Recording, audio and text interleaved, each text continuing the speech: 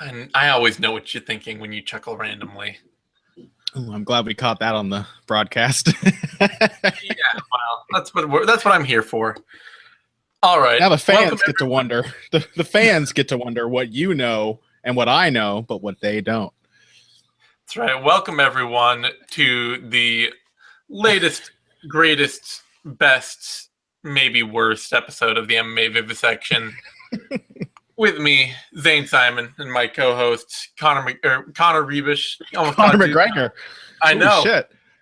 Almost, but you don't have the pinstripe suit, so you don't get the honorific. I did like the fuck you pinstripe suit, I'll be honest. I thought that was pretty legit. It definitely was. And we've got a UFC Glasgow fight card here that I gotta admit, I'm looking forward to this one. Like, oh yeah. It's not, it's definitely once again a sort of hometown dependent, not name filled card. Yeah. But I definitely like this card a lot more than some of the other not terribly impressive name cards we've seen this year. This is like having a whole banquet laid out where, like, on the table you have like a prime rib roast, and you have like taquitos that you microwaved, and also like some McDonald's double quarter pounders. Like, I like all those things. Obviously, some of them are objectively much shittier than others, but they are all interesting and delicious in their own ways. And so we have like Brett Johns, top prospect. We have like action striking battle between Danny Roberts and Bobby Nash. We have a fascinating potential contenders fight in the main event between Gunnar Nelson, Santiago Ponzinibbio. Lots of finishers, lots of strikers, lots of action fighters. Cynthia Calvillo and Joanne Calderwood is the co-main. Like, is a nice sprinkling, I think, of fights that feel interesting and exciting for very different reasons. But I am interested and excited for almost all of them. Yeah, it's something that I'll be happy to watch, and it's going to be on a Sunday, which you know, Sunday afternoon. Sunday afternoon, so easy on everyone. Yeah. So let's dive right in then to the first bout on the card: a women's bantamweight fight between Leslie Smith and Amanda Lemos. Yeah, so Amanda Lemos has been putting on some pretty spectacular performances on the Brazilian regional circuit. I believe she was the Jungle Fight women's bantamweight champion. She is a crushing power puncher. She's very explosive. She's quite dangerous. I think the problem for her in this fight is going to be that she's also really small for this division. I mean, she may very well find a very comfortable home when that women's flyweight division finally is instituted in the UFC. I think she's weighed in under 135, almost suggesting that she really doesn't cut much weight at all in at least 4 of her fights, according to Tapology. And she's going to be, I think, 5 inches shorter than Leslie Smith, if not more, and considerably smaller. Now, she's definitely faster. She's definitely probably a harder, at least one punch sort of knockout artist, because she's so explosive. Whereas Smith is more of like she's Lady Diaz. She's like this constant, slow, like deliberate but unrelenting onslaught of offense. And she soaks up damage quite well. I think she may run into some troubles here with Lemos if Lemos lands a big right hand. But there are a lot of promising signs in Leslie Smith's last fight. She had that fight with Irene Aldana and looked way better in almost every metric. Her pressure footwork was a lot better.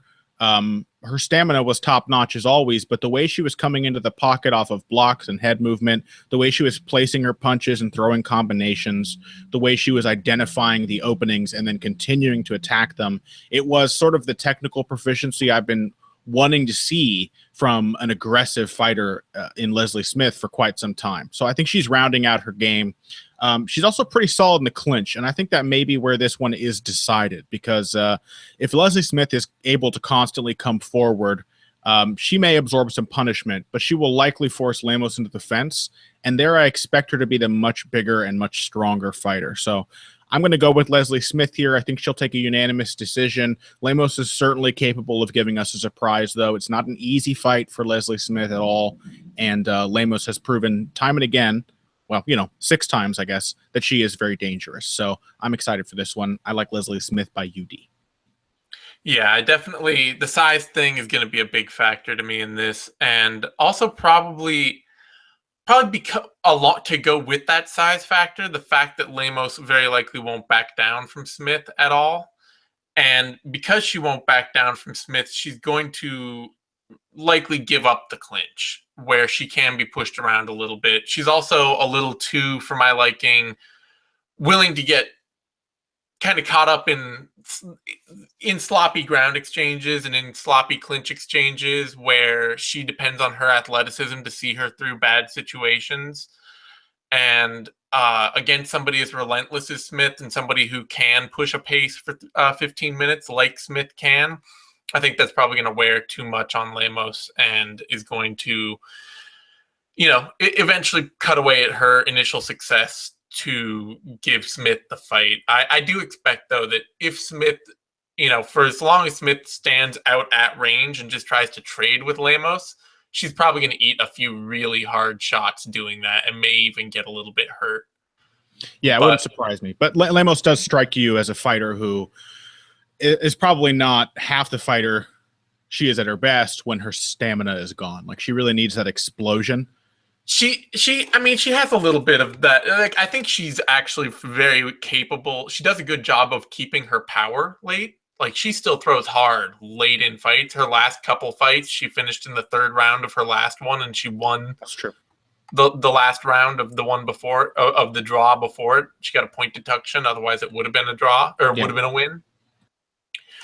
I think she keeps her power, but the problem is that she's keeping her power against smaller fighters that are more her size, that can't really push the same pace she does. Yeah. And most importantly, they're usually fighters who sort of consent to her fight. She gets to control the center. She gets to control the distance. She gets to leap in and out.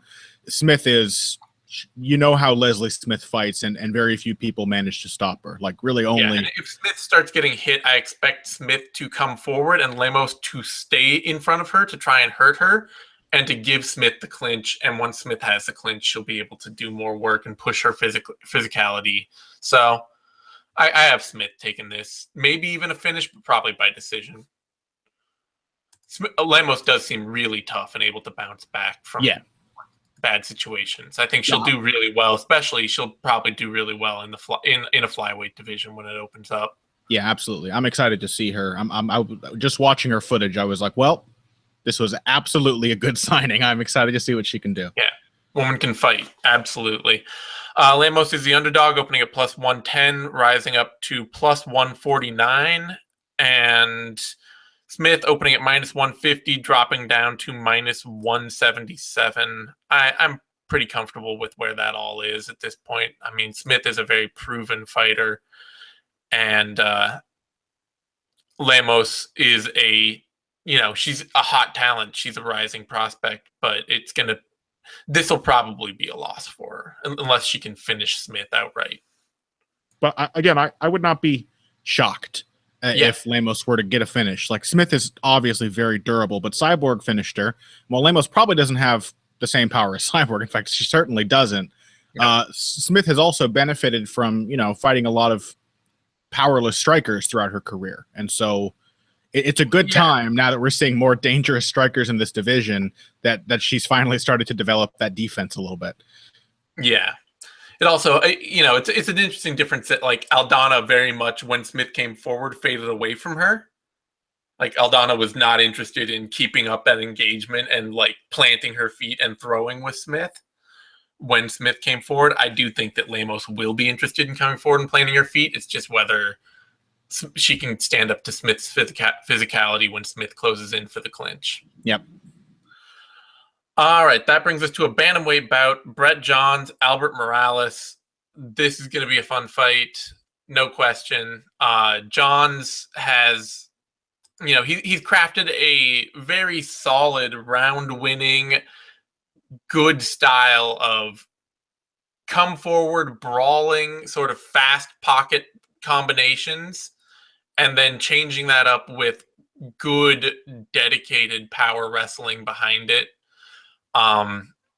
very nonstop, high motor, doesn't get tired. The only thing I would say is that he's a little bit straight lines, can be a little predictable with that. He's able to make it a little unpredictable in that he comes forward with combinations with the exact same ferocity that he comes forward with his takedowns.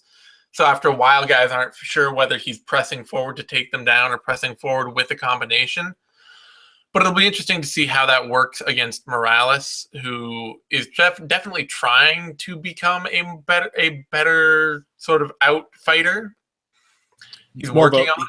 More of a boxer puncher in his last fight than his pre UFC bouts, where he was like almost exclusively a brawler. Yeah, but Morales also, like, I don't trust that last fight as a marker against Sukumta, who's very willing to play a slow-paced range game that takes a long time to find his timing and find all of his setups. I don't trust that Morales can keep that style going as Johns makes it a brawl, because Johns will just come forward throwing these tight hook combinations inside, and that's very likely going to open Morales' game up in ways that we've seen it opened up before, where he just starts to get wild and he depends on his speed and power to land something big and carry him through. He's got an excellent back take game, but Johns is a really good control wrestler and grappler. So my feeling is that Morales could absolutely catch Johns early. He could hurt him. He could make this fight. He could get Johns back. I would not be at all surprised if Morales gets at least one back take out of this. But I think that Johns is going to keep pushing a pace that Morales' footwork and his style is still not fit to match, and is going to wear him down and give Johns the win just through sort of his conditioning and relentless pressure approach and wrestling. Yeah, I'm with you all the way. I think Morales may have an edge here in like explosive athleticism. He packs a lot of power in his hands. He's actually got quite a few submission wins to his name, though I'd be really surprised if he were able to out-grapple Johns, who is just a smothering, lockdown, top position grappler. He does such beautiful things on the ground. He'll get someone against the fence, won't have the right position. He'll turn to north-south. He'll batter them with elbows. He'll grab a front headlock when they turn. He'll take their back. He'll drag them back down. He's just relentless with his top game. And I don't think Morales is sort of more limited, aggressive but limited back take game is really going to be enough to compete with that. In the pocket, however, Morales has a really nice left hook. He throws somewhat wild but dangerous combinations when he is pressed. I think this will be an interesting test of the new style he's trying to develop, because if he can cut angles and keep his jabs going, then he really could keep Johns at bay. The problem with that is that Morales really, really likes to throw naked low kicks. And I think that is an invitation for Johns to maybe not take him down outright, but off-balance him, shove him into the fence, and drag him into his world. And while Johns, he's definitely at this point a fighter who all of his striking stems from the effectiveness of his takedown game. He's, once he takes you down, he'll fake level changes and hit you with some nice shots. He landed some really hurtful punches in his fight with Kwan Ho Kwak, actually, as that fight wore on after he'd gotten his takedowns working. But Morales will probably have opportunities until those takedowns come, but I do expect him to materialize pretty quickly, and I'm excited to see if Brett Johns can continue to develop his striking. I think he has some potential to be sort of like a Justin Gaethje type fighter who relies more on his wrestling. He seems to have some good power in his hands. He's got some surprising speed and quickness when he sits down on a right hand, and he's super fun to watch, even when he's just dominating someone, because he's so nonstop. He's just constantly working, constantly pounding away. My feeling for Johns is that his tests are going to come a little further up the trail when he gets into more of the Aljamain Sterling kind of thing, where suddenly it's like, is your wrestling really going to get you past all these much better fighters? And if not, can you actually depend on your striking and athleticism to get you through big fights? But against guys like Morales, whose game is still just in the early days of coming together, I think John should take it.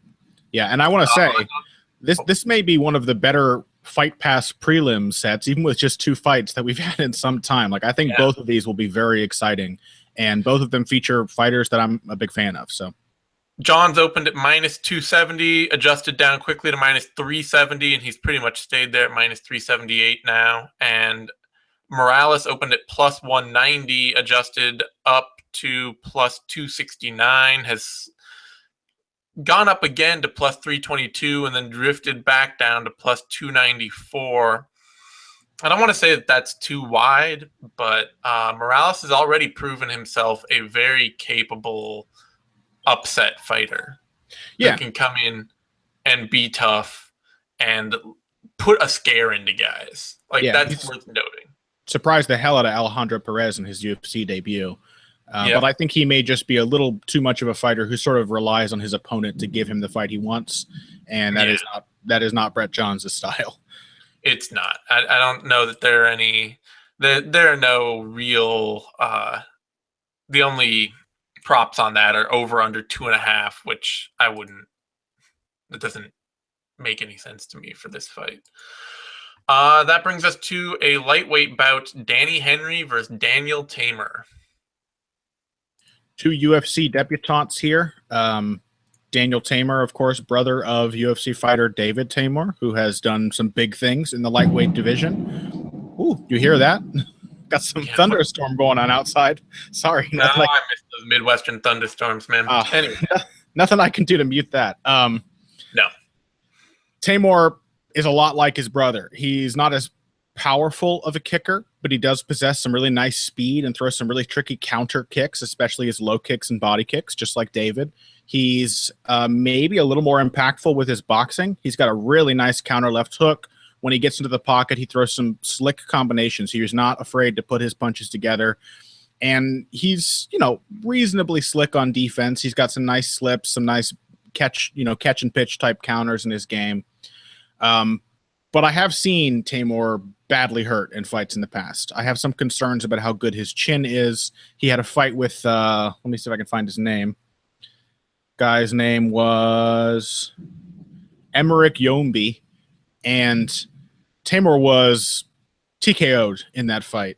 He got knocked down, bit of an early stoppage, but Yombi poured on the offense, and the referee stepped in and then restarted the fight, and then Daniel Teymur won by submission. So it's a testament to his mental toughness. He stood up right away and protested, and as soon as the fight got going, he was aggressive. He was in there. He was trying to get it back right away. But compared to Danny Henry, I have to think that he has the worst chin of the two. Danny Henry is certainly a little more hittable, more upright as he comes in, but is not afraid to walk through punches when he needs to. And offensively, he's a pretty slick striker. He's got a more traditional Muay Thai based game, not so bouncy and low as Teymur, more upright, more stepping into the clinch, more piling on kicks and following with punches, forcing his opponent back.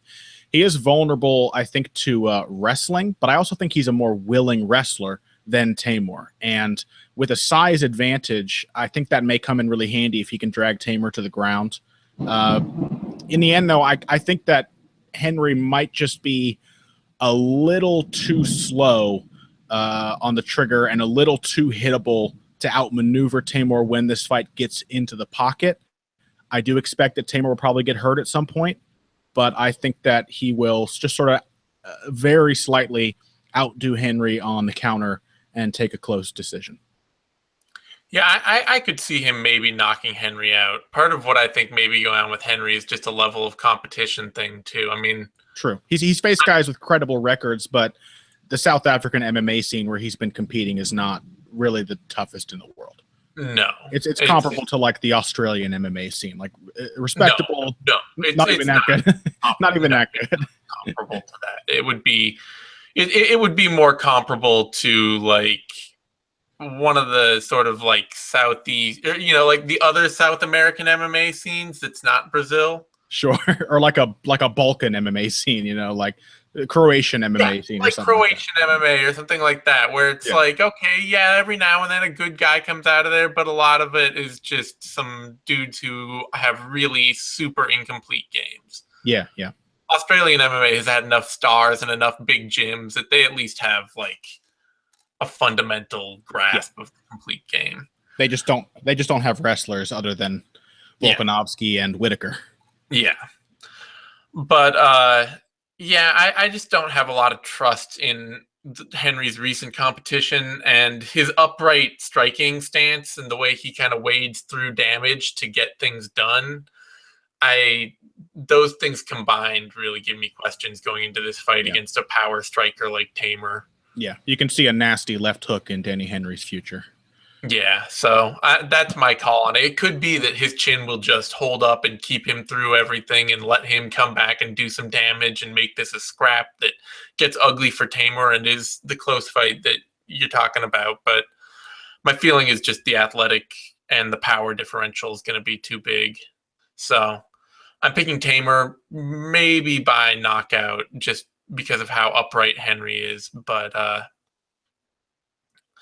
I'll be interested to see. It'd be interesting to see because one of the things too with this card is that there's a lot of dudes, Lemos and Henry and Tamer, although Danny Henry may have actually fought more recently. Let me see. When was his last fight? Yeah, okay. Danny Henry's fought recently, but Lemos and Teymur and Bofando, and Willis, who just have not fought much recently at all. So it'll be interesting to see how these guys show up. Even Joanne Calderwood, even though we know how she fights, it's also been 10 months since her loss to Jessica Andrade. Teymur is the favorite here, opening at minus 210, adjusted down steeply to like minus 220. Oh, it's not that steep. I always get these things mixed up because they're like, some of them they all look the same, but some of them are zoomed in, some of them are zoomed out.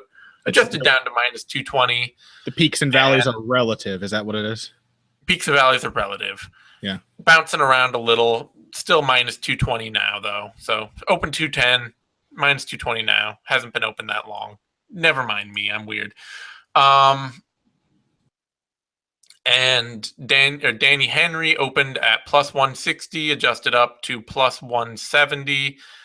Or plus 180 rather, and now plus 176. I have no problem with that. I mean, I think Tamer deserves to be a favorite. Just these two guys relatively like fighting on totally different circuits. So the relative, it's so hard to match those up and say like, oh, this guy's obviously going to be way better at X, Y, or Z because they're fighting entirely different sets of fighters and different skill gaps and all that. So yeah. That brings us to welterweight bout, Charlie Ward versus Galore Bofando. And I am a lot more excited about this fight than I feel like I should be. Galore Bofando is super fun, man. And mostly it's Galore Bofando. He's like, I would describe him as a low boxing IQ, low wrestling IQ mashup of Tony Ferguson and Uriah Hall. Sure. Or he's like Tony Ferguson meets Oluwale Bongboj, like yeah, exactly. Weird structureless game, but like remarkable athleticism and a certainly a better sense of process than Bongboj has ever shown. Yeah, I mean, Tamer knows exactly what he is doing in there. And he is absolutely aware of what why he's in. He has an idea of what he wants to do in the fight. He's leading with his kicks. He is trying to, if he gets to the ground, he's trying to sweep to top control and get to ground and pound situations. He'll box for small stretches, but it's all centered around his kicking game. And Ward has every idea what he's trying to do too, which is wade in and hit with power. My guess is that Wade's game wins out in that because for all of his lack of experience at any kind of high level, although he's had a lot of smokers. He has fast hands. He hits with power, and he's got a great chin, and he's big and he's tough, and that's usually, against the Abdul Razak Al Hassans of the world, that's not enough. But Bofando doesn't have that in his hands. Bofando is just this collection of like high octane, low percentage moves that really probably the UFC is just gonna like run him out, and it's gonna be no fun. Bofando's a dude that shouldn't be fighting in the UFC, even though he's gonna be a ton of fun to watch. So I'm picking Charlie Ward, but I'm hoping that Bofando hits him with a head kick and knocks him way out. Not because I dislike Charlie Ward, I don't, but I want to see Bofando fight more. Yeah, well, for me, I think that Charlie Ward might be a little too complacent for Bofando. I think the big problems for Bofando in his career have been people who have pressured him and run him into the fence, and tied him up and tried to tire him out and make him work. And while Ward will go for a takedown against the fence, he's a very static fighter. He does not move his feet very much at all. When he does, they're sort of small steps. He's a little sluggish, kind of plods around, and is a little too rudimentary with his striking for my tastes. He's got a decent jab. He throws a hard right hand. He doesn't freak out in exchanges, but doesn't offer a lot defensively. There was a fight of Ward's where, let me see if I can recall which guy it was. His fight with Gareth Williams, where he basically fought a guy who lost because he had no takedown defense. Moment that Ward got Williams to the fence, he was able to just sort of suck his hips away and take him down without any trouble. But at range, as the fight wore on, Williams was lighting him up. He found a consistent home for a cross counter over Ward's jab. There was no real adjustment from Ward that I could discern to make himself safer or to kind of make his striking a little trickier. He's basically a 1-2-3 and not much else. And while he will shoot for those takedowns against the cage, he's not a great wrestler. He's strong, but so is Bofando. Yeah. And Bofando has shown some okay takedown defense. He at least knows it's not great, but he's at least shown developments in recent fights where he's getting overhooks and taking angles, and he scrambles well because he's so explosive. Yeah, he's ridiculous. His scrambling makes up for his deficiencies, but I get the feeling that any part of his wrestling game that looks at all functional is down to the competition he's facing. Yeah, and athleticism. I mean, I don't think he's certainly not a great wrestler, but against Ward, I'd be surprised if Ward was able to take him down and hold him down, and I kind of think that's how Ward has to win this fight, because if he's not going to press forward, if he's not going to cut off the cage, if he's not going to take angles, then he's basically consenting to Bofando's range and Bofando's fight. And you don't want to do that. Bofando's very powerful. He's really explosive. He's really tricky. He's a high-risk fighter. He will go for the craziest kicks that you have ever seen and throw spinning back fists and all kinds of nutso shit. But, if you let him do it, it's like if you let Uriah Hall have Uriah Hall's fight, you're going to mess you up. And I think that Bofando is really going to land some heavy shots on Ward here. I think he's probably going to win by a TKO. There is something to be said for the fact that for all of Ward's obvious power, he only has one knockout win in his fights that he's had so far. Yeah, and while the skill sets are different, if we're talking about like athleticism, speed, power, Bofando has more in common with Abdul Razak Al Hassan than he does any of Ward's other opponents, and Al Hassan just pasted Ward. I just don't see any of the boxing in Bofando. No. Like he can throw punches, obviously, but he doesn't really even throw punches to hurt people necessarily. Like his ground and pound is really like athletic, and he gets into that pretty quickly if you let him. But on his feet, he's really only looking to like keep you at distance enough by punching to kick you more. Yeah, and the only time he lands a hurtful punch is when he's already dazed you with a spinning kick and he just sort of flies in for a follow-up and pursues the finish. I still think, though, that kind of dynamism is just going to be too much for Ward. Yeah, it easily could be. Either way, it's a fun fight. It's a fight I'm looking forward to. Absolutely. All right, I'm taking Ward, you're taking Bofando. Bofando is coming in as a reasonably sized favorite here, honestly. Opened at minus 230, jumped up to minus 213 and drifting down to minus 220 now.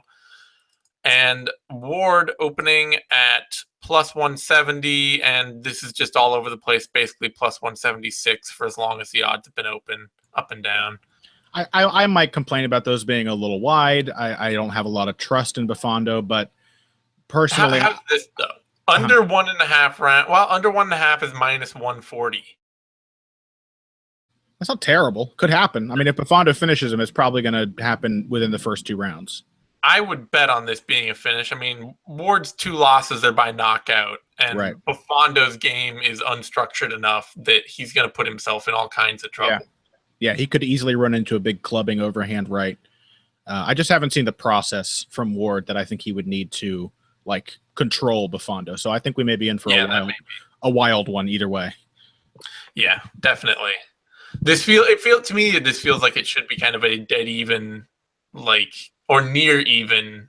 It's going to end quickly. Whoever lands enough hard shots first. Yeah. I mean, I would still favor Bofando in that kind of fight. I think he deserves to be favored in my book, but you know, I would never put a guy like Bofando at like minus 250 odds in his UFC debut. No. And he hasn't fought for a couple of years now. Again, like he fought once in 2015 or 2016, I want to say, and that's the last time. I think he's had some kickboxing bouts. Like I've seen some like caged Muay Thai type fights from him in the interim. So I think he has still been active in training, but UFC MMA loves that. That's where he's been fighting a lot. All right. That brings us to a flyweight bout. Alexandre Pantoja versus Neil Seery. I'm very excited for this one. Neil Seery's retirement fight. It is a well-deserved retirement. Guy's 37 years old. He's been fighting since 2005 and has consistently been a very fun fighter to watch. And Alexandre Pantoja, very solid. He's relatively young still, isn't he? He's 27 and was briefly the RFA champion before getting on season 24, I guess, of The Ultimate Fighter. He's a submission specialist, but really thrives on being just a gritty dude. He's you know, like he had an unexpectedly competitive fight on the show on The Ultimate Fighter with a young guy who's now making waves in the division. He just beat, come on, who am I thinking of? Brandon Moreno.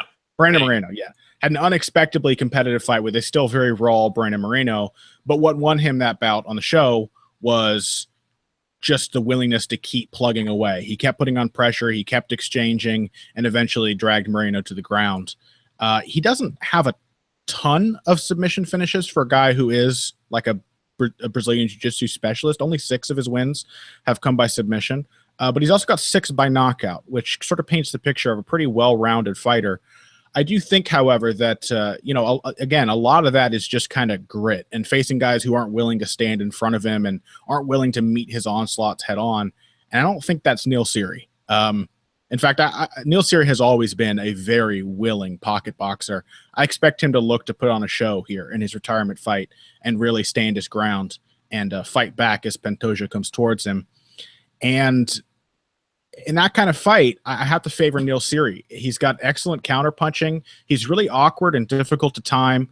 Not a huge power puncher, fewer knockouts than Pantoja even, but certainly throws with enough force to make people respect him and pushes a pace that most people can't match. Now, I think Pantoja can probably match his pace for much of the fight, so I'm expecting a scrap here.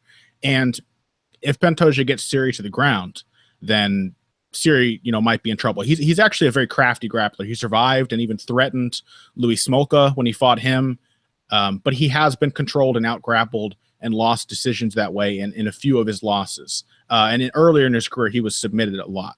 So there's definitely a window for Pantoja there, but I don't have a ton of faith in his wrestling. You know, he's not a phenomenal takedown artist, and he really needs to get people against the cage to drag them down. And I think Seery's footwork is a little too good for that to happen consistently. And I think he's good enough on the ground to survive and potentially escape. if Pantoja gets him there. So I think it's going to come down to basically who has a slight edge in the striking exchanges, and I like Neil Seery to do that. So I'm taking Neil Seery by decision. Yeah, I gotta kind of agree. I mean, the age part of this just makes me want to say, oh, Pantoja, he's younger, he's faster, he hits harder. 10-year age difference. Yeah. But his striking really is just these wild wind-ups into combinations where he will just sort of get himself started throwing and then just keep going forward. It's just like he throws a hook and then suddenly a winging overhand and then suddenly a winging low kick and then suddenly another thing, and he's just sort of like winging himself into the pocket behind this chain of sort wild of like strikes. Shifting forward, just backing people down because he's constantly trying to hit them on the chin, but his chin is also there. Yeah, but he's very exposed and it's very unstructured, and he gets way off balance a lot and gives up a lot of position with that. And then, yeah, he's not a great wrestler offensively or defensively, but he's a very good scrambler, and he depends a lot on being a very good scrambler. And that may be enough. I mean, Siri is, that's kind of like, Siri is not the best scrambler. He's a very tough scrambler, but that's really kind of where his athleticism deficiencies show up big, is when it comes down to him being in extended exchanges with somebody on the ground. Yeah. Where then the fact that they're faster than him or that they're stronger than him can really come into play. So there's a chance there, but I'm not sure. The big thing is I'm not sure Pantoja is actually stronger than him. Yeah, Pantoja's not a great athlete. Again, it's like all heart and determination from him. He doesn't hit that hard. He's not that strong. He's not explosive. I mean, Siri, again, was utterly defeated by Louis Smolka, who is none of those things either. But yeah, but Smolka's a much better control wrestler and grappler. Yeah, and when you get into a chain with him, he's shown a much better ability to keep that chain going. Yeah. So I'm going to pick Siri as well, and I'm going to pick it like sort of a heart pick. I just want to see him win in his final fight. Yeah, I'm sure my heart has something to do with my pick as well, because I would really like to see Neil Siri retire on a promising win. Yeah, I wouldn't be at all surprised if Pantoja just catches him in a scramble and gets him in a rear naked choke, honestly, or clips him, club and sub, something like that. Because he's fast. I think Pantoja is faster. That's like his big edge here. But I don't trust him to control enough of the fight that I think Siri's got enough experience and enough grit of his own to turn the fight around if he's not being controlled. Mm-hmm. So Neil Siri is actually entering as a big underdog in this fight.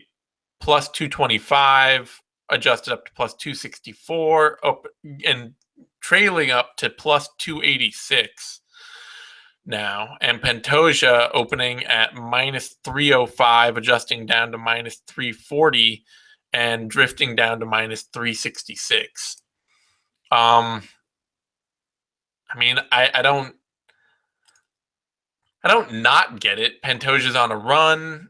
He has been, he's beat good guys. He's fighting well. He's aggressive, and he's got a good looking record. But I'm a little surprised that Pantoja's that big a favorite. I could only say that Neil Siri as a sizable underdog is justified against the likes of Kyoji Horiguchi. A super athlete who can just outdo him at everything, and I don't think that's Pantoja. So yeah, I think they should be much closer to even odds. Yeah, definitely. No prop bets on that to speak of. That brings us to a welterweight bout: Danny Roberts versus Bobby Nash. And let's see, this is me. Honestly, I think this comes down to a couple of key things that one of which Nash could control and another of which is out of his control. And it's the first being that Nash doesn't wrestle.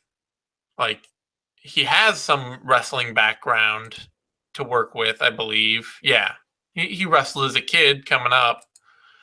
It's just not something he does in fights willingly.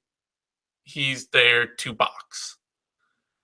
And in a battle of long technical boxers, I think Danny Roberts is a lot more polished than him. Like, Nash had a athleticism advantage that he could press briefly over Li Jinglong, but it still ended up getting him knocked out. Yeah. And I don't think he has. I think that athleticism advantage is less prominent against Roberts, who's probably a better athlete than Li Jinglong.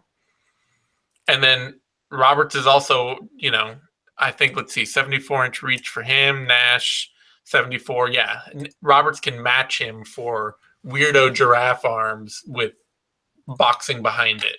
Yeah, and that is Roberts' game, is using his reach, fighting from a long range. And so Nash he leaves himself so exposed. Like, he wants to be a counter striker, and then he gets frustrated really quickly and rushes in behind a big series of chin exposed, throwing both hands at the same time, straight punches. And I think that gives Roberts way too many opportunities to pick him off. So I got to take Danny Roberts here in what is likely going to be mostly a boxing battle.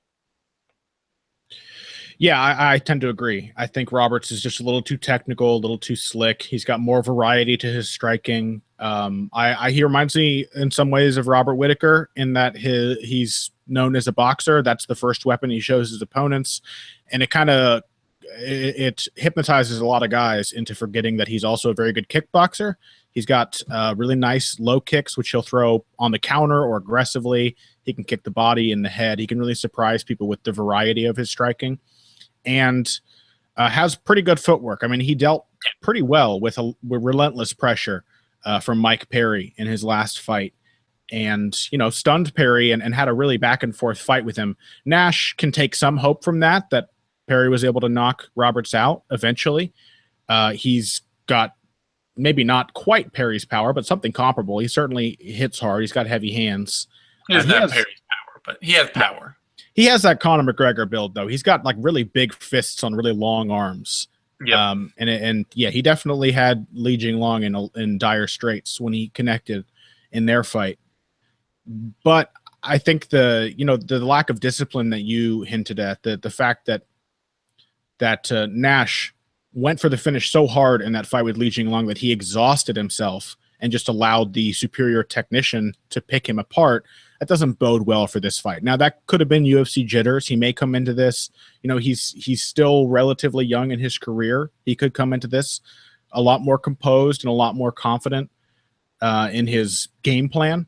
But stylistically, you have to favor just the more experienced, more technical outfighter in Danny Roberts to sort of slowly pick away, wear Nash down, and possibly submit or knock him out late in the fight. I wouldn't be surprised.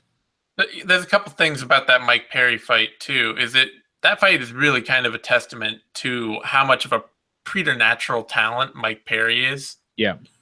In that, Roberts was so clearly a much better technical fighter. Yeah. And Perry he sticks so well to these simple, basic things that he wants to do that take advantage of his speed and power. And he was able to, use just that to break down Roberts' game. Yeah. And also, too, the other part of the thing in that is he put a shit ton of punishment on Roberts before getting that finish.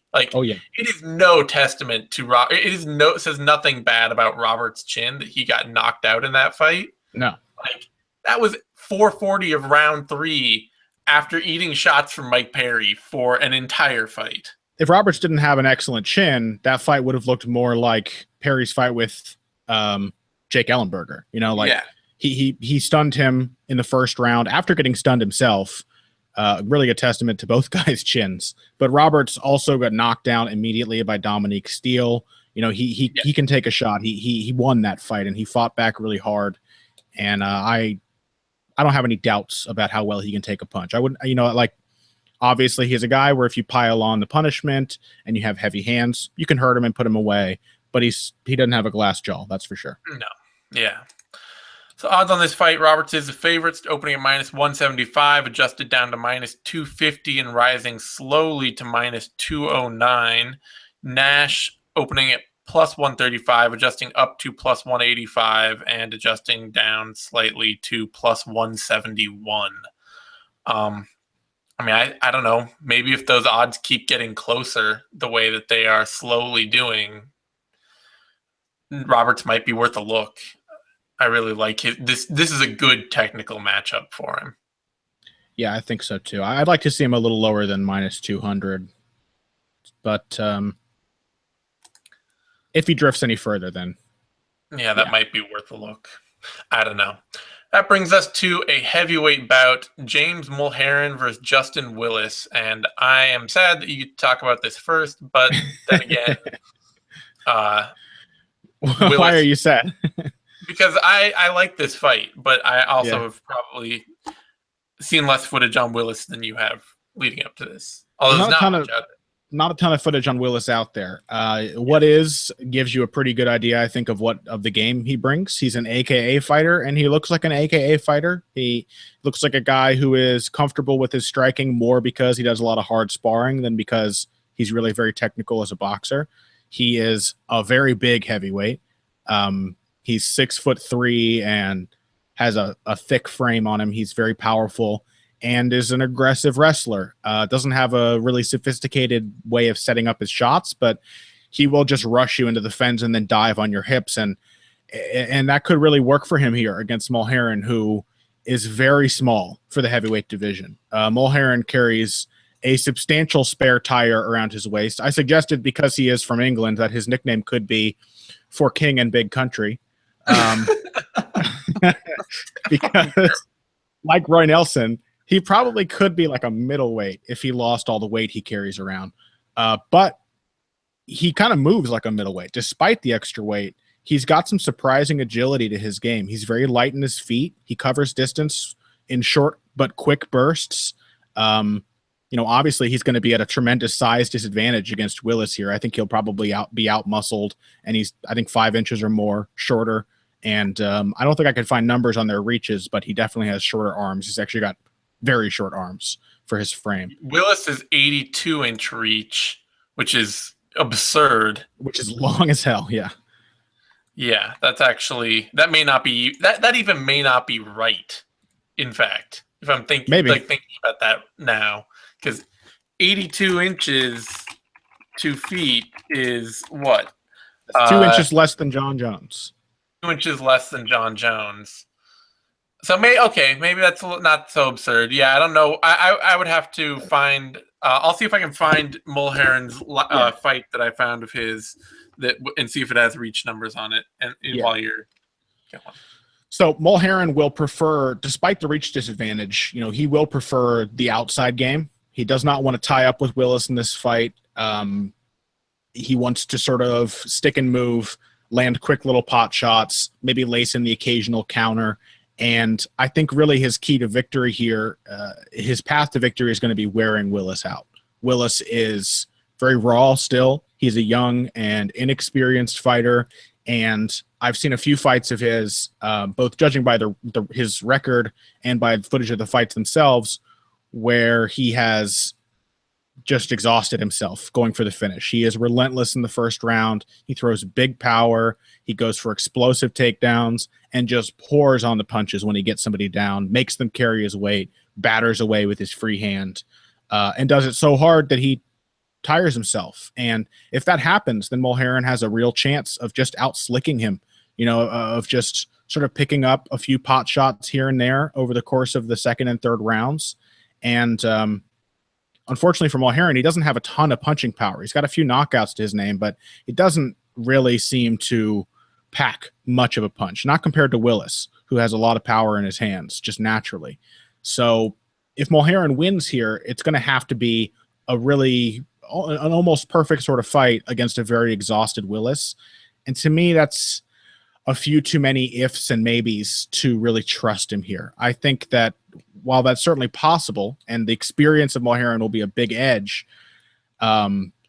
I'm not sure he can survive the initial onslaught of Willis. I think the size, the strength, the power of Willis, the wrestling, I think we may see, like, I think we're getting the same fight no matter who wins. It's just that in Willis's version of that fight, the bum rush destroys MhHaren and forces a TKO. And in MhHaren's version of that fight, he survives the bum rush and outpoints Willis. And even then, I don't know enough about MhHaren's wrestling and takedown defense to really trust that an exhausted Willis couldn't still get him down and then just use his weight to hold him on the ground.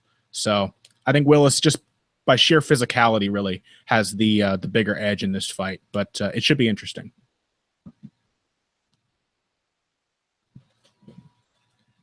Oh, I can't hear you anymore for some reason. I had myself muted. That would be why. I really want to pick James Mulheron here a lot. He's exactly the kind of fighter I love. I mean, you know that just looking at him. He's a total oddball. He doesn't fit the division, but he's pretty damn good. Like, he's very crafty. Got very slick striking. The big thing I really love about him is that he's an excellent body puncher. Yeah. Like, excellent body puncher. Really good hand speed. It's sort of like if Roy Nelson could box. Yeah. Yeah. Or it's like if, I don't know. Hold on. You keep talking. I'll think of a good example. Okay. Well, whatever. The point being, so in part, I do have real questions about Willis's game because, he kind of fight yet and is just being he's just been in the gym at AKA a bunch. Yeah. And he is really, really inexperienced. Just absurdly raw. So there's a very good chance that anyone who can survive his onslaught beats him. Mm-hmm. It's his only his only non-knockout win is a unanimous decision over Rizvan Kuniev in Inoki Genome Federation. Yeah. And otherwise, he's not the most. He's just not the. Oh, actually, and even Tapology lists that as a majority decision win. A 2-round majority decision, which means that it leads me to believe that Willis probably gassed hard going into the second. I haven't seen the fight, so it's just guesswork, but an educated guess that he probably gassed hard enough that a big first round was not enough to convince every judge that he had won. Yeah. And that, that's not great. No. I don't know. I mean, he did knock out Coutinho in the second round of their fight at World Series of Fighting 31. But I really like Mulheron's game, so it's really tough for me to want to pick against him. I'm going to pick Justin Willis just to be no fucking fun at all. Because I don't want to fall further behind you. And I know he's a better athlete, and I know Mulheron is tiny, and he's got this short-armed, low-power boxing style. It's all going to be down to how tough he is at heavyweight. And that's not a good bet at heavyweight. Yeah. To bet on being tough enough to be undersized and underpowered. So I'll pick Willis, but not happy about it. Viewers should know that both of us will be cheering and clapping if Mulheron wins, because he is a lot of fun and a very strange fighter. Yeah, he's great. Mulheron opened at -190, adjusted down to -212, and is now at 208. Willis, that is. Did I say Mulheron? Willis opened at -190, adjusted down to -212, is now -208. Mulheron opened at +150, adjusted up to +170, is now at +169 for Mulheron. And under a round and a half is +110, which if Willis wins, I think that's probably is just like forcing a referee stoppage in the first. Yeah. That might be worth a look. Might be worth a look. Maybe not though. Heavyweights. Maybe heavyweights. Heavyweights. Remember the credo. All right. That brings us to a light heavyweight bout. Khalil Rountree, Paul Craig. And this is a fascinating fight. Yeah. Because there are two big questions to be asked here. And that is, which of these two fighters at this point has better cardio? There is no guarantee it's Paul Craig at all. And how much has Khalil Rountree's wrestling defense really improved? Mm-hmm. Because one failed takedown that got him knocked out from Daniel Jolly, that got Daniel Jolly knocked out, does not suddenly an advanced wrestling game make. A very well-defended takedown, but we didn't get to see any layers beyond that initial angle and overhook, you know? Yeah. So without knowing those things, this fight is almost impossible to call because Paul Craig, like, both guys are reasonably tough. You know, they can both take a few shots at light heavyweight. Rountree especially has never seemed to be, he's never been knocked out, but they're not unbreakable fighters. Certainly Rountree can be submitted, and as we saw from Paul Craig against Tyson Pedro, he can absolutely be TKO'd. I am probably more willing to bet on Craig surviving Rountree's shots and mixing it up and making this hard and getting a submission because he's such a crafty submission artist. But if he can't get takedowns, and he's not a great wrestler, he's really not shown himself to be a very good technical wrestler at all. And the camp he's training with up now with working with Mark Godbeer, I don't know that that's going to add any layers to his game. Mark Godbeer, not a man known for his wrestling. No, not at all, even a little. So I'm picking Craig basically just on the fact that I think he can do more things than just have a kickboxing bout, and has more opportunities to find success in that. Like, he's a surprisingly capable striker when he's not getting punched. Yeah, he's got a really nice jab, sets up his punches off of it, can like break rhythm and feint. It's just that he is remarkably hittable.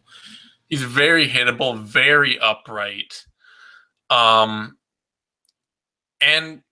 I don't have enough to trust Khalil Rountree yet. That Dan Jolly win was an impressive moment in an otherwise, getting outworked by Andrew Sanchez and getting immediately taken down and submitted by Tyson Pedro career. So I'm going with Paul Craig here, but I'm doing so with no faith that he does not just get blasted hard. He doesn't get his takedown game stuffed really firmly and then gas out and get absolutely blasted. Yeah, I more or less feel exactly the same way. It's a very difficult fight to call. My ideal outcome here would be that Khalil Rountree knocks Paul Craig out late in the second, and shows us that he can maintain his gas tank, that he can not just pour all of his energy into trying to finish in the first round. Also, probably in the process, showing us that he can actually defend a layered wrestling game. Craig is not a great wrestler. He's not a consistent wrestler. And there's certainly big technical gaps. Like when he wrestled with Tyson Pedro in the clinch, he didn't know what he was doing. Like he just kept going for weird reap, like judo leg reap throws with an overhook and no control of the forearm. He had ample opportunity to dig an underhook and get himself off the fence and didn't really seem to know how to do it. But also in his fight with Frank Waston, he had a nice level change, really well timed, and drove Frank right to the ground and hit him with a decent trip, I think, in the second. Actually, pulled guard in the second. So it's like a very high risk style from Paul Craig, but one with a lot of options. And obviously, his submission game is pretty top notch. I think 8 of his 9 wins or something like that have come by submission. He's got a very nice rear naked choke and is just sort of a well-rounded and aggressive submission grappler. He has a really good instinct for scrambles. He's really good at staying on top, even if he isn't particularly good at controlling people. He just tends to end up in decent positions. Even when he's on the bottom, he has a way of sort of guiding his opponent between his legs where he can try to submit them. So that's a problem for Khalil Rountree, who has shown a weakness to wrestlers and grapplers and has also shown a weakness to people who just put volume on him and don't go away early. But, there was a flash. There was something there in that Daniel Jolly fight. It's impossible to know how much we can take. We can't take much from it because the fight lasted 40 seconds. We just didn't get to see enough. The sample size was too small. But he did a good job defending that first takedown. He hit a hard whizzer. He cross-faced. He angled off the fence and put himself in perfect position to land that fight-ending knee. And if there are more layers to that kind of takedown defense, and if he can maintain his stamina and fight it at a more measured pace, then he definitely has a shot. And I would like to see him continue to make improvements. He's still fairly young. He's a likable guy. He's an exciting fighter. I'd like to see it happen. But I think Paul Craig is probably just a little too well-rounded. And even though he does not have a great gas tank, I think that even if both guys gas, I'd have to favor Craig because he's just a little more technically consistent. His game just has more fundamentals to lean on when his stamina has expired. So I like Paul Craig by second round submission. Craig is in fact an underdog in this fight, which is a little surprising. I guess he's coming off a loss, so that would be why. Opened at plus 100, adjusted up to plus 200, and is drifting slowly back down at plus 180 right now. Doesn't really make sense to me, but yeah, Rountree opening at minus 140, adjusted down to minus 240, and adjusting very slowly up to minus 222. Under a round and a half is minus 185, over a round and a half plus 160. So no. There is, I do want to say before we move on, there's a big tactical opening for Khalil Rountree. If he's done his homework, Paul Craig loves to throw naked outside low kicks. He got knocked down hard by Tyson Pedro doing exactly that. Pedro just stepped through with a right straight. If Rountree just meets him in the center of the cage, waits, and then steps through with a straight left, he has more than enough power to just put Craig away like that. But there's no reason to make Rountree a sizable favorite or even really a favorite at all. Yeah, I mean, a win over Daniel Jolly, who's a karate guy or a weird fundamental martial artist. I can't remember what he did. It's some like Hapkido or some other weird random martial art, who then went out and tried to wrestle to get a win over Khalil Rountree. Like, there's nothing to suggest that Daniel Jolly is even a capable enough wrestler to make that test right, like significant. Yeah, that's the point. So there's just a lot of questions here. Brings us to a middleweight bout: Jack Marshman, Ryan James. Looking forward to this one, even if I have a pretty clear idea of who I think will win. I think it'll be fun. Ryan James is, like, in terms of hitability, he's Paul Craig 2.0. He's incredibly hittable. He is a tall guy who has all of the weaknesses endemic to a tall stature. His chin is just a lofty target just waiting to be plucked. And the sharp counterpunching, the combination boxing ability of Marshman, the fact that he knows how to, like one of his favorite combinations, he'll step in with a jab, throw a right straight to the body, pivot, and come back up top with the left hook. It worked beautifully in his. I think it got him, the same punch got him the knockdown against Thiago Santos. And it's just going to be a tempting combination to throw against Ryan James, who I can easily imagine dropping his hands the moment he sees that right hand coming for his body. And then his already exposed chin is just there for the taking. Yeah, I get the feeling somebody like Ryan James fights like a tall guy who really took fighting like a tall guy to heart. Like, you should be the tallest, most chin up on a pedestal fighter, upright, legs together that you can possibly be. He saw BJ Penn against Frankie Edgar in their third fight, and he was like, hold my beer, Yeah. I can one up that shit. Yeah, he's not a bad fighter, and he's remarkably resilient. He's got great stamina. He can really push a fast pace for a long time. That was how he beat Keith Barish in his UFC debut. And while the fact that Keith Barish was lighting him up with right hands, Keith Barish lighting him up with right hands early is a terrible sign for him defensively. He did just walk through it and use a nice jab and just kept pouring on the volume and, outpointed Barish pretty cleanly in the end. It really got a pretty clear decision win. But I don't see that really being enough against Marshman. James is tougher than Marshman, but Marshman is a much better offensive boxer and a little better, markedly better on defense. Not that Marshman is a defensive virtuoso of any kind, but he angles. Literally everybody. Gerald Mearshart is like a way better defensive fighter than Ryan. I like Ryan James, man. He's fun. Like his style is so messy and weird, but so really James's path to victory here is to drag Marshman to the ground. Marshman, especially in open space. Marshman does a decent job of wall walking when he's taken down near the fence. He did that against Siedenblad. He could still be at risk there because James is a great back taker, and every one of his submissions, except for one, I think by punches, is a rear naked choke. And so if he gets Marshman down against the cage and Marshman turns his back to stand up, that's an opening. That's something that James could really capitalize on.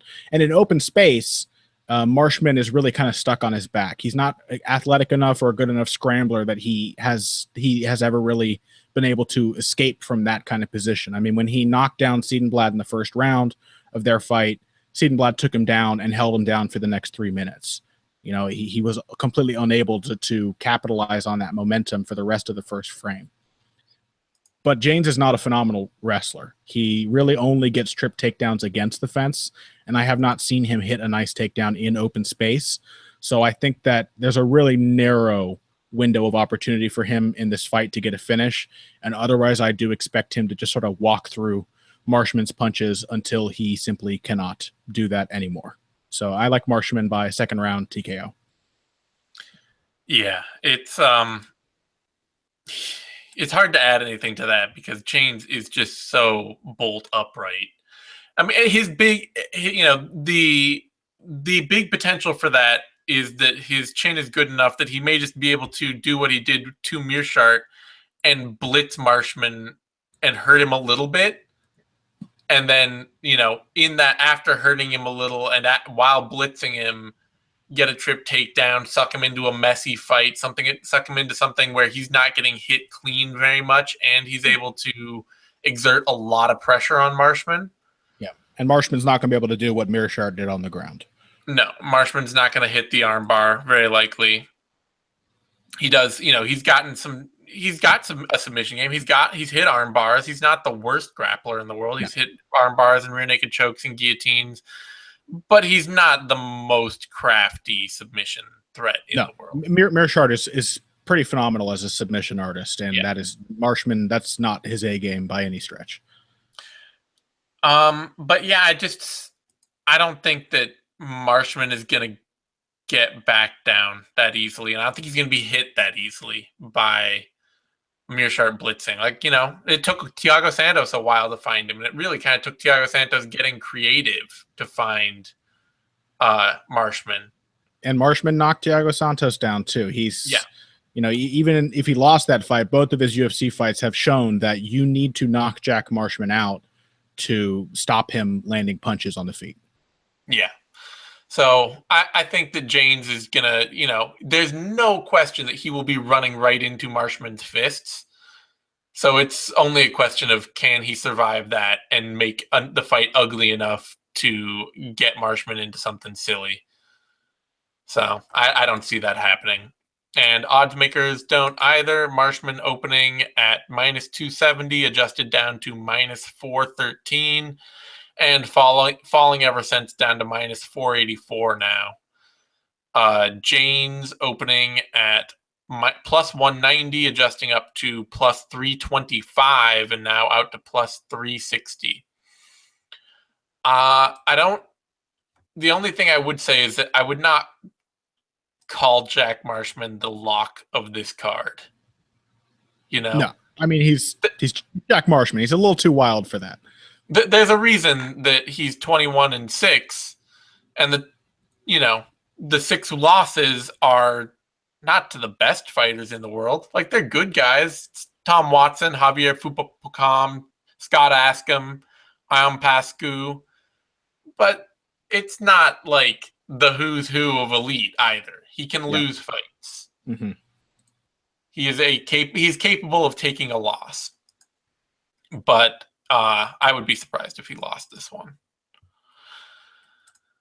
Let's see. That brings us to, is there a meaningful prop on this? Under a round and a half is plus 105. The tough part there is Jane's chin. Yeah. I mean, even if Marshman knocks him down, Jane's might just be able to tie him up on the ground and survive, so. And Marshman is actually, his last 2 knockouts came at 3 minutes and 32 seconds, both of the second round. Right. Wow. And before that, TKO of Che Mills at 5 minutes of round 3. Yeah. And a TKO of Simon Norkus at 1:19 of round 2. So he is not a surefire early finisher. He can crack pretty well, but he's not like a massive power puncher. He's more of an accumulative finisher. Yeah. All right. That brings us to a lightweight bout: Stevie Ray versus Paul Felder. And this is going to be an interesting fight. Mm-hmm. This is going to be another test of how well Paul Felder can do. God, Jesus Christ. Zane mutes his microphone so that he can jiggle the jar of treats to trick his endlessly gullible dog that there is, in fact, something more interesting in this room. Okay. All right, there we go. Anyway, so the thing is this is really a question of just how big are the holes in Paul Felder's game. And is it really just if he can be made to march forward into offense over and over again, then he will lose? Because that's kind of been the problem to date. Yeah. Is that he gets dedicated to this idea that he has to march forward consistently straight into the teeth of his opponent and try and out brawl them there. Yeah, and really outdo them on the counter. Like a lot of outdo them on the counter. Yeah. The thing is that so we have Stevie Ray he's doing this thing that's going around right now, which is basically the proof of a minimum of investment in footwork and counter punching will win you a lot of fights. Mm-hmm. It's the Renato Moicano versus Jeremy Stevens test, where it's just wow, actually just circling away and countering every time somebody walks in, or having a leg kick game will suddenly do you a whole lot of good. Just these footwork basics. Most MMA fighters are, as it turns out, remarkably willing to follow someone around the cage. Yeah, and get picked off. Yeah. That may be Paul Felder here. Thing is that I just don't quite trust Stevie Ray's ability to do that to this level. Mm-hmm. And it shows in these pop fights he's had with Joe Lozon and Ross Pearson, who are both a lot less athletic than Paul Felder. Pearson has beat Felder, I realize. But Pearson also has a more complicated counter game when he's moving away. As we've discussed time and again, Pearson doesn't know that he's best off when he's not pressing forward. Yeah. So it's really when he gets a fighter who's coming after him in the way that Felder does, then it's this is the best way for Pearson to fight. This is his best kind of fight. For Stevie Ray, we've seen in his Joe Lozon and in his Ross Pearson fight, he's capable in it, but it's just capable. Like, he just beat Ross Pearson by split decision. And Joe Lozon had to get really tired for that to work against him. Yeah. Like, it's sort of like raising your chin to get over the bar in a pull-up. Like, you just, like, a lot of people wouldn't count it. You know, that was very close. Yeah. And like that Lozon fight, Lozon, not only did he take him down the first, but he landed a lot in the second, because Ray tends towards inactivity. Yeah. And so a lot of times his footwork drifting away, his footwork's not that clean. He gets himself crossed up a lot. He gets himself off balance a bit. Mm-hmm. And then his striking is not that deep or so active that he's really forcing guys to constantly have to like hesitate and back off and take a minute. He has to, he's fading away, and he'll step in with something hard, and then he has to kind of have a chance to follow it up and tie you up into something messier to do his real work. It's not so much just the like pick off and avoid. He was able to do that against Pearson, but Pearson's even a step slower of a plotter than Paul Felder. Like, you get to Joe Lozon plotting level, and Joe Lozon was able to, like I say, get in there and really do some work. And I think Paul Felder can do that. I think he can consistently find Stevie Ray as Stevie Ray tries to move away from him. And I think if Ray has to mix things up into a brawl like he did against Joe Lozon, where he was able to hurt Joe Lozon in those exchanges as Joe Lozon got worn out and got tired, because we know Joe Lozon, he has a round of amazing offense and then a fading rounds of very cool offense where you're like, oh God, Joe, come on. Felder doesn't have that. Like, Felder has the gas tank to keep going and to keep pushing his pace. He just might lose rounds. He'll lose rounds consistently doing it if he's not winning rounds. Yeah. And I just see him winning like these rounds. I see Ray not providing enough offense back, and I see him having to meet Felder in the pocket too often to get his offense really going. So I'm picking Paul Felder. Yeah, Ray really benefited from Lozon being an eminently outboxable opponent. I can hear myself through your mic all of a sudden. Sorry. He really benefited from the fact, like, Lozon was a guy he could force to stop in his tracks and get a chance to reset. Because when Ray would get aggressive and come in with a combination, hit the body, whatever, Lozon, he covers up, he puts on his earmuffs and stops and then backs off and then renews the assault, which is precisely what you want when you're an outfighter, is to be able to just get a second of breathing room, to give the guys some things to think about, and to be able to stop him even for a second so that you can reset. And then when he resets, you reset, and you have the advantage from that range. If Joe Lozon was not that way, Ray very likely would have lost that fight. Even with he gassed Lozon in the latter half of the second and the third rounds, he was still being out wrestled. He was still getting hit a fair amount and was still putting himself in bad positions. And while I think, like, I was a little encouraged by Ray's fight before that, the fight with Pearson, he hit some nice takedowns, which I thought was a nice new wrinkle and something that was encouraging, specifically because he's usually been the one who's been out wrestled in his career.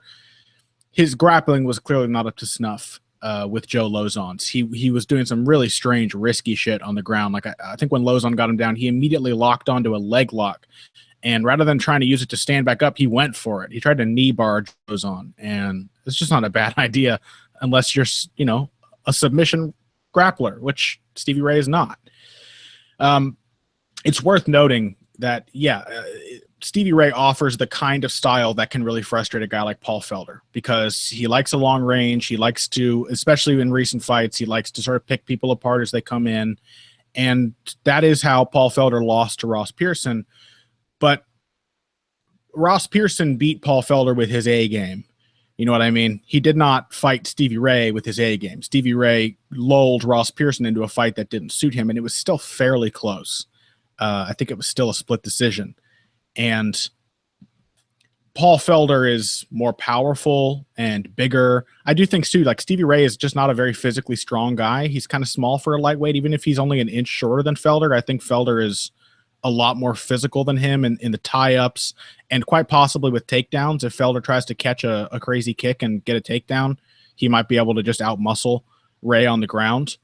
But the big thing for me that allows me to pick Felder with some semblance of confidence is that in his fight with Alessandro Ricci, it was his first fight with Duke Rufus in the corner. He'd been training at Rufus Sport, changed up his training.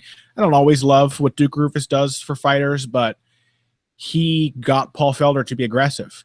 And if you're going to be marching after somebody and standing on their range, you should be throwing punches. That's been the big problem for Felder, is that he looks really inactive and ineffective when he's following people around. A, because he doesn't have great cage cutting footwork. I still haven't seen that really improve. But B, because, as I said before, he likes to catch people on the counter, but he never does anything to set those counters up. He's never making his opponent throw the strikes he wants him to throw. And he did that in the fight with Alessandro Ricci. He stuck him with a 1-2 over and over. He hit the body and forced Ricci to come back at him so he his reads and eventually land that really beautiful up elbow counter that finished the fight. And if Paul Felder is just stepping forward and throwing punches, he's a technical enough puncher and kickboxer that he could tag Ray more effectively than Joe Lozon did. And unlike Joe Lozon, he's not going to cover up and wait when Ray jumps in with a combination. He's not going to stop and allow Ray to reset. He's going to counter. That's his game, is aggressive counterpunching. And I think that may just be a little too much for Ray. I think we'll see mostly a striking battle. I think Felder may win a segment of a certain round with a takedown, but as long as he can build on the renewed aggression he showed against Ricci, I think he will be able to outpoint Ray and outland him while, also landing probably the harder shots. So I like Paul Felder by decision. Paul Felder opens at minus 130 and has been drifting upward ever since, adjusted up to minus 104, now at plus 106. Ray opened at minus 110, is adjusted down ever since, so dropping down to minus 117 and slowly drifting to minus 130. So, I mean, I don't know. Like I say, I don't bet, but I like this matchup for Felder. Yeah, I'm still a little too worried about the style of Ray. I think we could the other thing too is Alessandro Ricci is not a great mover. He also sort of consented to standing in front of Felder. Ricci and Ray is very much a Muay Thai fighter who is going to stand and try to out Muay Thai bluff Paul Felder. I mean, that was the picture perfect matchup for Paul Felder. Yeah. And Ray's going to move and take angles. I think Felder is going to have a harder time here than he did against Ricci by far. But yeah, absolutely. Ray is a much safer, more outside fighter. I don't like enough of what I've seen out of Ray in his last couple wins to make me feel comfortable picking him to consistently get those kinds of wins. They've been a little too close. See, that brings us to the co-main event, women's strawweight bout, Joanne Calderwood, Cynthia Calvillo. I wish they'd given Joanne Calderwood a little more forgiving matchup after that last loss. Not that Calvillo is like an easy favorite here, but Calvillo is clearly a young and very talented fighter who is making rapid improvements from one fight to the next. And Calderwood was, doing some of the same things. She was showing some new wrinkles in her fights. Even in the opening exchanges against Jessica Andrade, she demonstrated some of what allowed her to very cleanly outstrike Valerie Letourneau. And that Letourneau fight was the first time we'd seen Calderwood cutting angles and creating distance with those angles and with much improved footwork, using her jab a lot more, and of course leaning on the versatile kicking game that makes her so dangerous from long range. But it's just tough to know where Calderwood stands right now. She got just instantly out-grappled in that fight with Jessica Andrade. And while Calvillo does not have Andrade's strength, I doubt she'll be able to drag Calderwood to the ground or to really slam her to the ground as easily as Andrade did. She's also a really technical and very creative grappler. And I think it's the kind of fight where even if Calderwood were to end up in top position, I'd probably still favor Calvillo on the ground. She's just really tricky in scrambles and just does crazy unorthodox shit because she knows she can do it. She like the bizarre back take from Darce choke that she hit in her UFC debut. Not a thing you usually see, like bending over backwards to take the back.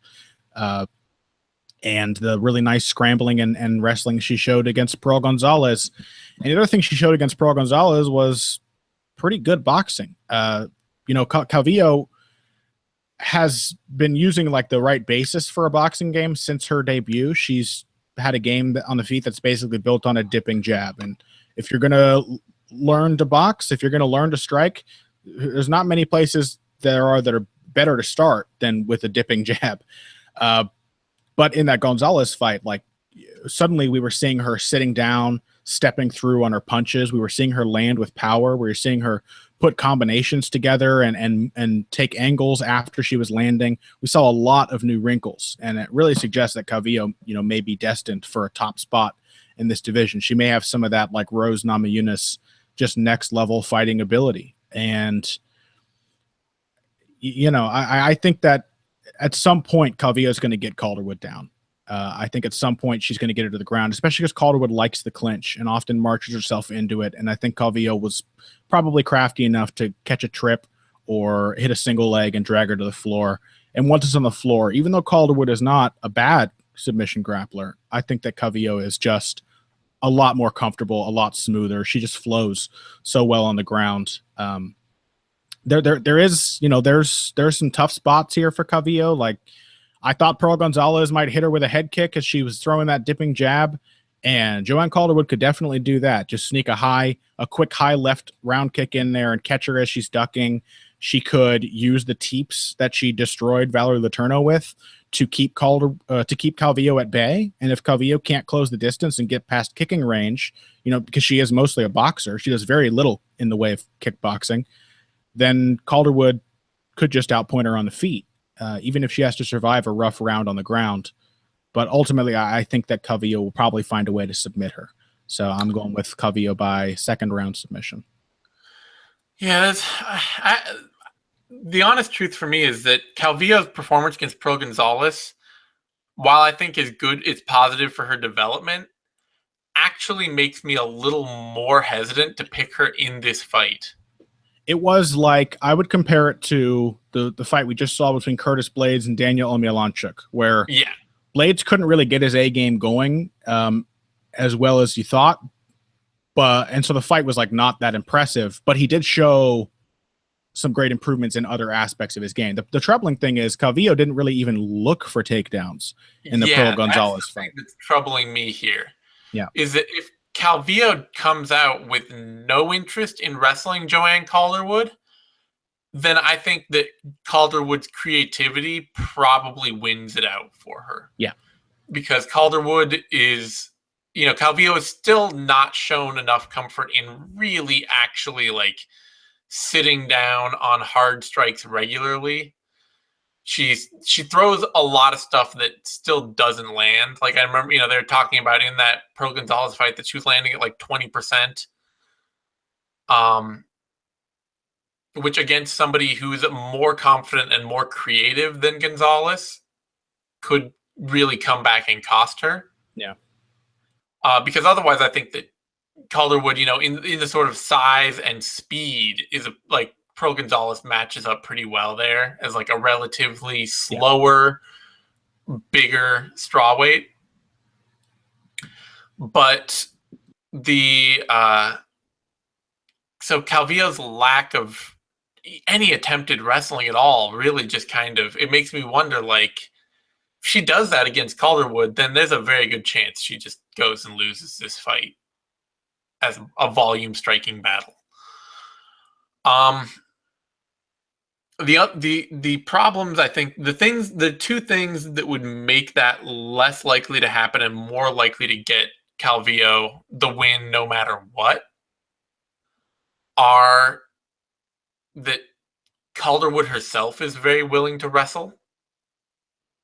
She is very, very willing to get the clinch and hit trip takedowns and to try and pull her opponent to the ground and to be on top.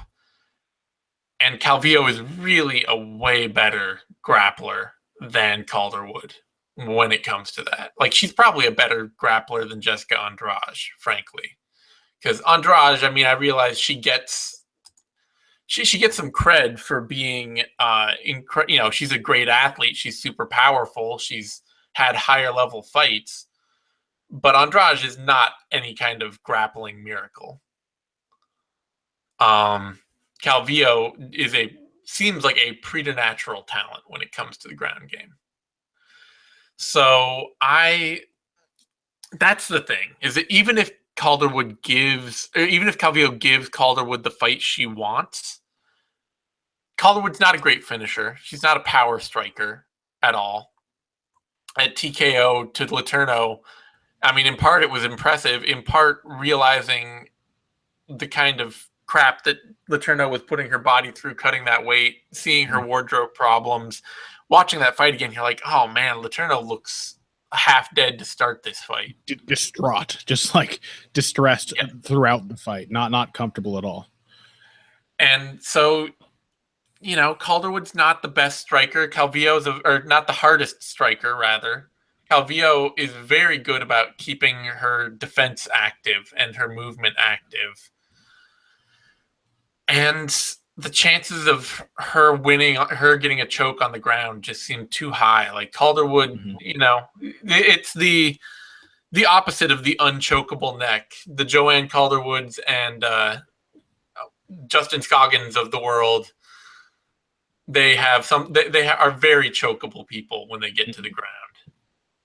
Yeah, and so, I think I'm hoping that what we saw in Calvillo's last fight was her, like working out her new striking skills against a regional level opponent, like somebody who was good enough to test her, but whom, like, she knew, I think she was outpointing Gonzalez on the feet in those first 2 rounds, and that's why she didn't go for a takedown. I would assume that with and a much in the more third round, she didn't actually go for the takedown. Gonzalez got it, and Calvillo reversed it. I'm pretty sure actually she caught a kick. Oh no, that's right. She caught a kick. In the first round, it was Gonzalez who got the takedown, and Calvillo reversed her. In the third, she sort of just caught a kick and ran through with a punch, and Gonzalez fell down. But I would assume that against Joanne Calderwood, like a much more decorated, more established fighter, that Calvillo will bring her A game rather than using it as an opportunity to improve her B game. Yeah, I hope, because Calvillo is a good wrestler. Like, she's shown good takedown entries in the past. It's something that she does well. So I'm going to pick Calvillo, but if she shows up just to kickbox with Joanne Calderwood, she could easily lose the decision. All right. Odds on this fight: Calderwood is at opened at plus 165, adjusted up to plus 215, and has fallen down ever since, back to plus 174. And then Calvillo opening at minus 215, dropped to minus 264, and has been slowly rising back up to minus 215 now. I wouldn't I don't think these odds should get that much wider, just based off Calvillo's last performance. It was very much a letting somebody less skilled than her hang around, and it was playing a game that Calderwood can win. So it's hard for me to say she should be a huge favorite, but her grappling and wrestling should make her a reasonable favorite here. I agree. Under 2.5 rounds is minus. You can get it at plus 100 on one book, but is otherwise minus 110, minus 120. I don't know. I would not be that. I mean, it's not that hard for me to see if Calvillo gets this to the ground, her getting a submission. No. Yeah. It's kind of a hard fight to call because I don't know for sure what Calvillo was doing in the Gonzalez fight. I have a feeling of what she was doing, but if she's going to fight Calderwood like that, that instantly becomes a much more difficult matchup. Calderwood has never lost a decision. All of her losses are by submission. Yeah. So, what is there Calvillo by submission? There's no other props for this card. Not a lot of bets on this card. If it's a Sunday, I think the props will probably be tomorrow. Like maybe they just open when we do the show. Oh, maybe. Or maybe there's no props for any of the fights on this card at the moment. So yeah, that's weird.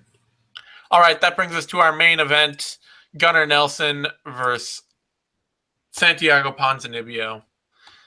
And this is a good fight. Should be a fun one.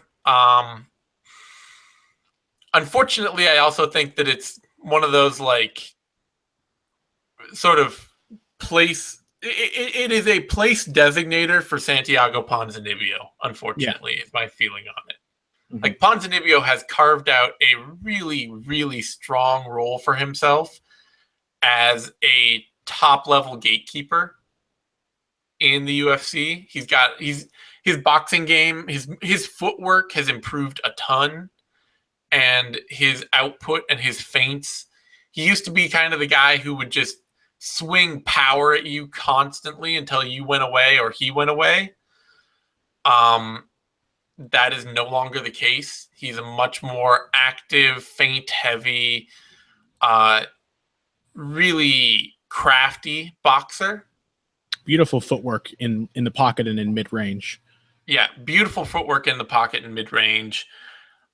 Really just shows a lot. He's not, I don't think, the absolute elite of athletes. He hits hard, but he's not the most singularly dynamic talent out there when it comes to really explosive, offense. And that at the elite level, he's not a bad offensive wrestler. If you're a bad wrestler, Santiago Ponzinibbio will take you down and will mess you up on the ground. But the higher he gets, the more his game gets concentrated around his ability to outbox an opponent. And I think if Gunnar Nelson just wanted to box with Santiago Ponzinibbio, then Ponzinibbio could win this fight. But Gunnar Nelson is, his striking is there just long enough and just powerful enough to get him entries into the clinch, to get him to let him get his hands on you, to let him get connected to you, and then let his chain wrestling work. And Ponzinibbio is not a bad takedown defender, but he's not an amazing takedown defender. And he's a pretty good scrambler, but he's not Gunnar Nelson. Yeah. So my feeling on this is that, Ponzinibbio has a little bit of early success.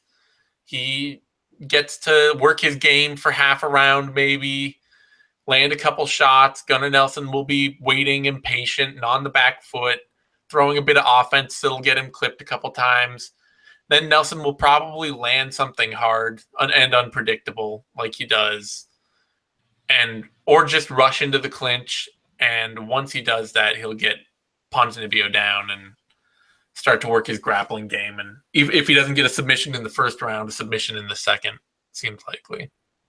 Yeah, I can definitely see that. Gunnar Nelson is, of course, as many viewers will know, my nemesis, because he is one of those guys whose fights I just cannot predict.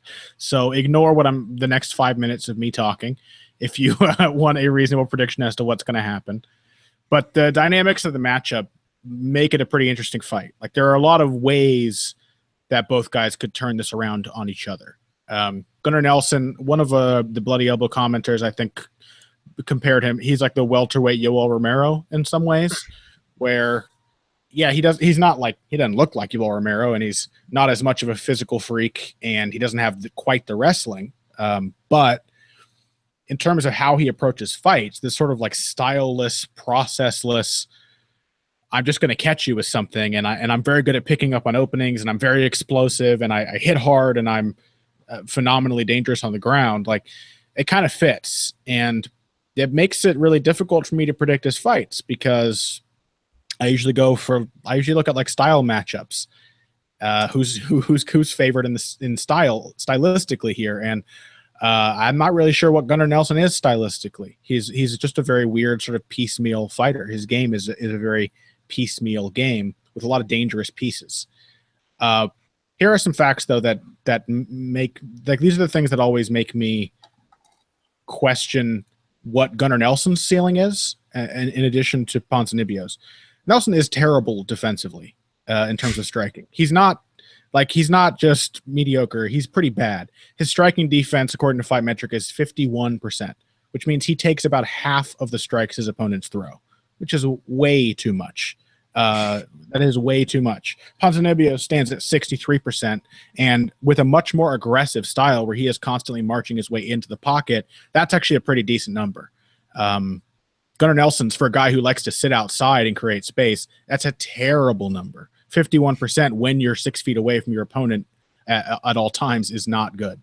He's just really doesn't have boxing fundamentals of any kind in the pocket. We saw that in the Rick Story fight. We saw flashes of it in the Alan Jouban fight. The problem is that Gunnar Nelson is extremely surprising. He covers distance in the blink of an eye. And, it's pretty evident at this point that he's got a lot of power in his right hand when he does cover that distance with a strike. He's also got some powerful kicks that he can utilize to hurt people to the body and batter their legs. And then that mixes in well with his takedown style. He's actually a pretty good wrestler in the clinch. I think Gunnar Nelson's pretty underrated in the clinch, but he's got really tricky takedowns from long range. He's sort of like a funky GSP where that like karate style explosion forward disguises whether he's going to attack you up high or shoot on your legs. And then he puts together these really complex layered takedown attempts, where he'll get in on a single leg, transition to a double, wrap his foot behind you, trip you down. And once you're on the ground, unless you're Damian Maia, you're usually in a lot of trouble. But Gunnar Nelson just doesn't do anything to make his fight happen. He just doesn't, the opponent has to let him have his fight. And either oftentimes, even if they do that, he will, even if they take his type of fight away from him, like Jouban did, he'll still catch them and hurt them and finish them. But other times, if the opponent is crafty enough and if they put a lot of pressure on him, he kind of starts to fall apart. And while I was pleased to see in his last two fights that Nelson has put on some muscle, because he has been the guy who just doesn't cut weight and is really small, which is another testament to how good of an athlete he is, that he's still so explosive and powerful despite that. It was good to see that he put on a little muscle. He seemed to have invested a little in strength and conditioning. I'm not sure that adding muscle is going to make his gas tank any better, and I don't really trust Gunnar Nelson in a 5-round fight to look consistently good over the course of the bout. Does that mean that Ponzinibbio is not just going to get clipped by something big and finished, or taken down and wrapped up in some nasty choke on the ground? Absolutely not. But if Ponzinibbio gets through that first round, Ponzinibbio himself is kind of a slow starter. He's often, I think, in the past gotten himself in trouble, like Thomas Almeida does, where he starts too fast for his own good. Like, he's not mentally a fast starter, but he wants to put the pressure on right away. And so before he's got his reads, before he's got his timing and his distance, he's charging into the pocket and putting himself at risk. But it's not like Gunnar Nelson's a counterpuncher. Gunnar Nelson's a big, explosive pot shot kind of guy. And when you put him in the pocket and you make him respond with counters, he gets hit a lot more than the person that he's fighting. And really what makes him dangerous is you giving him space and him covering it and really quickly. So if Ponzinibbio puts pressure on Nelson from the beginning, even though he's a slow starter, I think that will likely mean that Ponzinibbio just sort of gets to build momentum from one round to the next.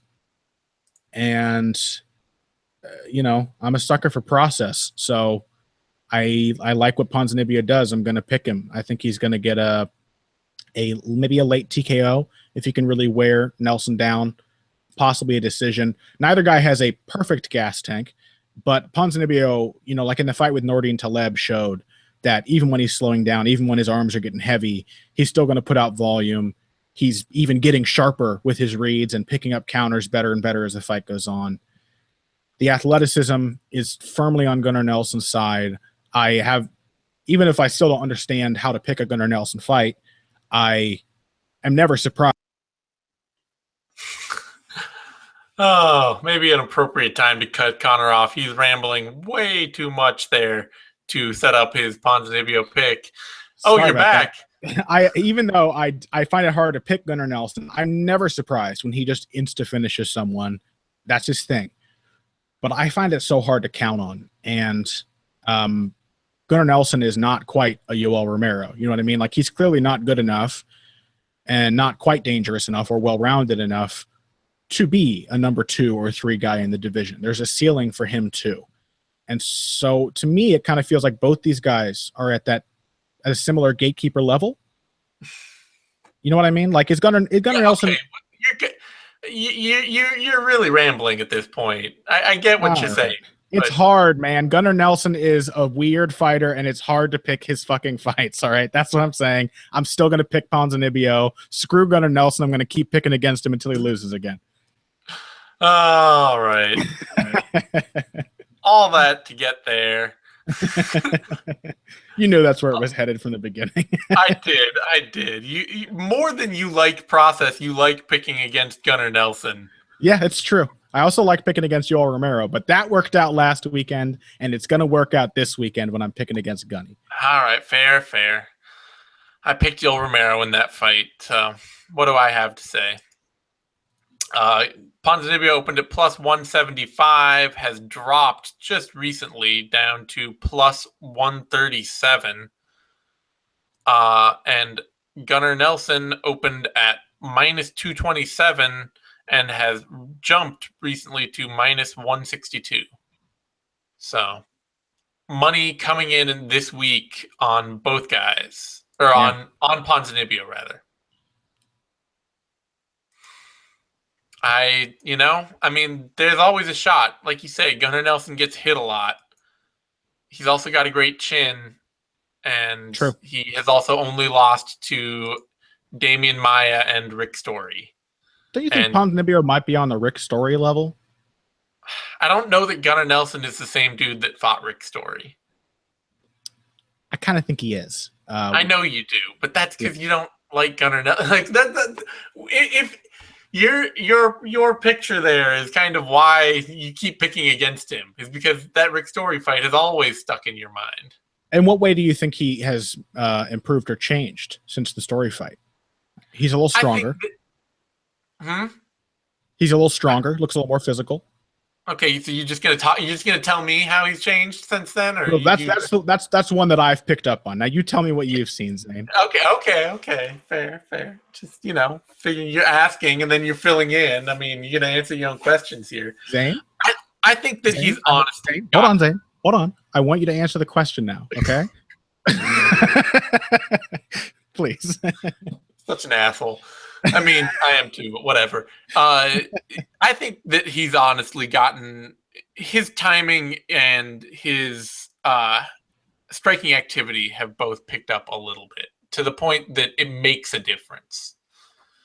To the point, oh, Jesus. All right, we're fucking done. My dog's about to go nuts, and I don't, Hey, listen, man. He landed 8 strikes in the fight with Alan Jouban. In 6 minutes. True. Okay. Well, I just don't know, man. I don't see the game evolving. I see the man evolving. I think he's getting more comfortable, but I don't see the game changing that much. Yeah, the game hasn't changed. I think that he's a more comfortable, better put together fighter than that Story fight, and he only lost that fight by split decision. Well, he very clearly lost the fight. That was a hometown card right there. He lost 4 rounds in that fight. Okay. Either way, I think you're crazy, and I think you keep picking against him out of spite, and it's just probably to an extent. But you know how I am, right? I did that with Nikita Krylov, and it fucking paid off eventually. It's going to pay off again for Gunnar Nelson. It will, and I will be so satisfied for really no good reason, because I kind of like Gunnar Nelson. He's actually a pretty cool guy. Yeah.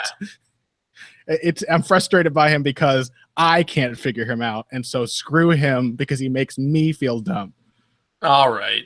On that note, you can find me on Twitter at TheSameTime. You can find Connor on Twitter at BoxingBush. You can find both of us over at BloodyElbow.com.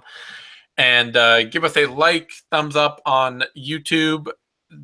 Subscribe to our YouTube channel, MMANation.com, DOTCOM. Both those things help us a bunch. We will be back. I'll be back right in a minute. You've dragged me way longer than I wanted to on this, but I got to do a Bellator card now. And so I'll be right back, and we'll be back with the 6th round following the fights, knuckle up, care, don't care if I did it, all that stuff. Next week is, what do we got coming next week? Is that UFC Weidman versus Gastelum next week. So good card, another solid fight night card. Yeah. Thanks everyone for tuning in, and we will see you next time.